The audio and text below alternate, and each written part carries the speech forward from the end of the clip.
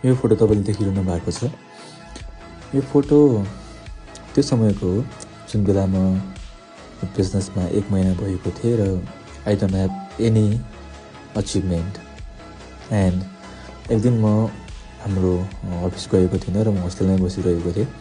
त्यो टाइममा मसँग एकजना बिउजू भन्ने सर हुनुहुन्थ्यो र म अफिस नगइसकेपछि हो के गर्ने त दिनभरि भनेर अगाडि बढ्ने टाइममा अब यो फोटो चाहिँ हामीले जुन तपाईँले मेरो हातमा बुके देखिरहनु भएको छ, जुन बुके देखिरहनु भएको छ र मेरो घाँटीमा त्यो खदा लगाइरहनु भएको छ, लगाएको छ, त्यो चाहिँ अरूले पाएको अचिभमेन्ट जस्ट एउटा फोटो खिचेर सो मात्र गरिरहेको थियौँ क्या कि मैले पाएँ, त्यो सो अफको लागि गरिएको थिएँ। त्यो टाइममा एउटा बिलिभ चाहिँ के थियो भन्दाखेरि चाहिँ आज नभए भोलि त केही न केही अचिभ गरिएला नि त भन्ने सोचले चाहिँ होइन भोलिको दिनमा गर्ने छँदैछ तर आज चाहिँ सो अफ गर्नुपर्छ भन्ने हिसाबले चाहिँ यो फोटो होइन सरले मेरो खिच्ने र मेरो जस्तै सरले पनि यसै खता लगाएर सरले नै खिच्दै हुनुहुन्थ्यो।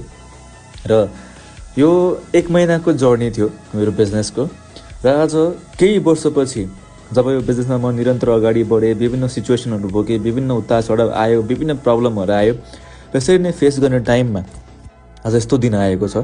तपाईँले पिक्चरमा देख्न सक्नुहुन्छ जहाँ मैले बाइकको लागि फन्ड पाएको छु, एउटा स्टेजमा गएर होइन 100औं व्यक्तिको अगाडि गएर एउटा सम्मान पाएको छु, होइन एउटा धेरै कुराहरू अचिभमेन्ट गर्ने मौका पाएँ। र यहाँबाट मैले के कुरा चाहिँ एक्सपिरियन्स गरेँ र के कुरा लर्न गरेँ भन्दाखेरि चाहिँ होइन जे कुरा हामी बिलिभ गर्छौँ त्यो कुरा रियालिटीमा आउँछै आउँछ।